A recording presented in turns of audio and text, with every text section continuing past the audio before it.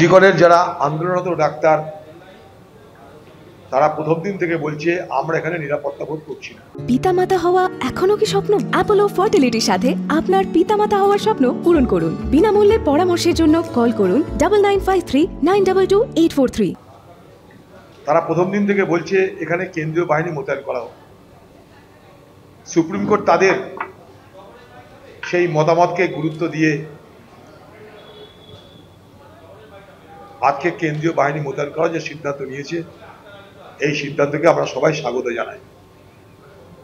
কিন্তু শুধু হাসপাতালের মধ্যেই নয়, সারা বাংলায় হাসপাতালের বাইরেও সন্ত্রাস, হাসপাতালের মধ্যেও সন্ত্রাস। তাই শুধুমাত্র হাসপাতালকে সুরক্ষিত করলেই হবে না, সারা বাংলাকে সুরক্ষিত করবার আর্জি আমাদের থাকবে। পাশাপাশি ভারতবর্ষের অনেক বড় বড় আইনজ্ঞ আছে, তাদের কাছে দাবি করব, জানি এটা আপনাদের পেশা, তার মধ্যেও তাদের কাছে দাবি করব যেন কোনোভাবেই আপনাদের ইচ্ছায় অনিচ্ছায় প্রত্যক্ষ বা পরোক্ষভাবে অপরাধীরা কোনো মদত না পায়, সেটা স্বনামধন্য ভারতবর্ষের বড় বড় আইনজ্ঞ আপনারা দেখবেন। দেখুন, আমার যেটা মনে হয়, মহামান্য সর্বোচ্চ আদালত সুপ্রিম কোর্টের এই রায় প্রকারান্তরে বলা যে রাজ্য পুলিশ তথা রাজ্য প্রশাসনের উপরে ভারতবর্ষের সর্বোচ্চ আদালতের কোনো ভরসা নেই। সেই জন্যই সেন্ট্রাল বাহিনী নিয়োগ করা হয়েছে, পুলিশের উপর কোনো ভরসা নেই। এবং সেই জন্য আমরা বারবার দাবি জানাচ্ছি, পশ্চিমবঙ্গের পুলিশ মন্ত্রী, পশ্চিমবঙ্গের মাননীয় স্বাস্থ্যমন্ত্রী, যিনি মাননীয় মুখ্যমন্ত্রীও দুর্ভাগ্যবশত আমাদের, তার পদত্যাগ চাই এবং ইমিডিয়েট পদত্যাগ চাই। এবং বিশেষত সিপি, আমাদের দুজনের পদত্যাগের দাবি। নাম্বার 1 সিপি বিনীত গোয়েল, দ্বিতীয় সিপির তো আর পদত্যাগ হবে না, তাকে অপসারণ করা উচিত।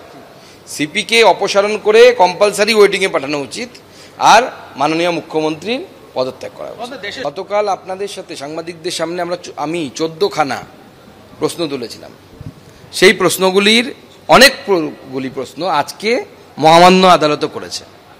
তার মধ্যে আনন্যাচারাল ডেথ আজকে মহামান্য আদালত প্রশ্ন তুলেছে।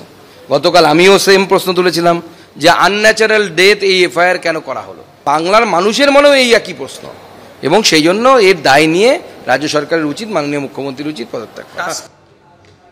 আরজি করের ঘটনায় হাইকোর্টের পরে সুপ্রিম কোর্টেও ধাক্কা খেতে হলো পুলিশকে, এবং যেখানে পুলিশের উপর আস্থা রাখতে পারল না সুপ্রিম কোর্ট, যার ফলে আরজি করের নিরাপত্তায় কেন্দ্রীয় বাহিনী।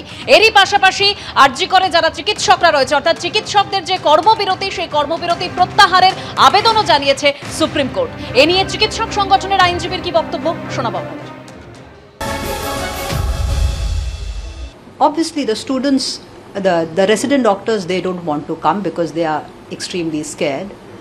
So, the Supreme Court has very clearly stated that how do we expect the doctors to join work if we don't provide them security?